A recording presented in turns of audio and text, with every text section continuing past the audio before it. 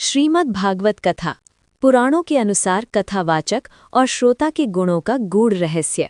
बाबा श्री माधव दास जी महाराज, प्रधानमंत्री, वैष्णव त्रयी, अनि अखाड़ा, हनुमानगढ़ी, अयोध्या क्षेत्र में आयोजित श्रीमद् भागवत कथा के पावन अवसर पर कथा व्यास जी ने पुराणों का उल्लेख करते हुए विस्तार से बताया कि भागवत कथा केवल एक धार्मिक आयोजन नहीं, बल्कि ये आत्मा को परमात्मा से जोड़ने का दिव्य माध्यम है। इस कथा का वास्तविक फल तभी प्राप्त होता है जब कथा कहने वाला यानी वक्ता और कथा सुनने वाला यानी श्रोता दोनों ही शास्त्रों में बताए गए नियमों और भावों का पालन करें। कथा व्यास जी ने बताया कि श्रीमद् भागवत महापुराण में महाराज परीक्षित और श्री सुखदेव जी का संवाद इसका सर्वोत्तम उदाहरण है। जब राजा परीक्षित को अपने जीवन के अंतिम 7 दिनों का ज्ञान हुआ, तब उन्होंने समस्त राजपाट त्याग कर गंगा तट पर बैठकर भगवान की कथा सुनने का निश्चय किया।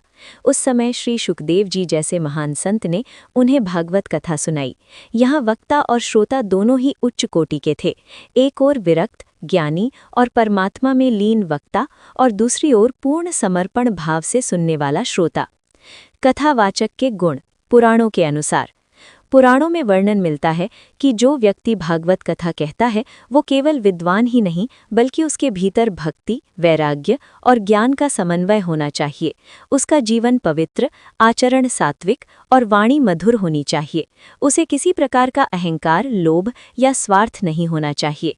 कथा कहने वाला ऐसा हो जो स्वयं भगवान के चरणों में समर्पित हो और उसके हृदय में लोक कल्याण की भावना हो। श्रीमद् भागवत में कहा गया है कि जो स्वयं अंधकार में है वो दूसरों को प्रकाश का मार्ग नहीं दिखा सकता। इसलिए कथावाचक का जीवन ही उसका सबसे बड़ा प्रमाण होता है। श्रोता के गुण। पुराणों के अनुसार कथा व्यास जी ने बताया कि श्रोता को राजा परीक्षित जैसा होना चाहिए, जिसने सब कुछ त्याग कर केवल भगवान की कथा में मन लगाया। श्रोता को कथा के प्रति श्रद्धा, विश्वास और धैर्य रखना चाहिए।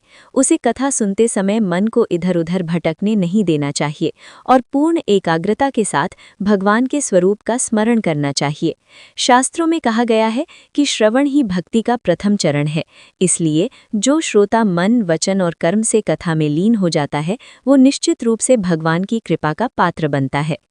कथा स्थल पर उपस्थित श्रद्धालुओं ने इस ज्ञानवर्धक प्रवचन को बड़े ही ध्यानपूर्वक सुना। वातावरण पूरी तरह भक्तिमय हो गया और हरि नाम संकीर्तन से पूरा परिसर गूंज उठा। महिलाओं, पुरुषों, युवाओं और बच्चों की भारी उपस्थिति ने इस आयोजन को और भी भव्य बना दिया। अंत में कथा व्यास जी ने कहा कि यदि मनुष्य अपने जीवन में श्रीमद् भागवत के सिद्धांतों को उतार ले तो उसका जीवन स्वतः ही सुख, शांति और आनंद से भर जाता है।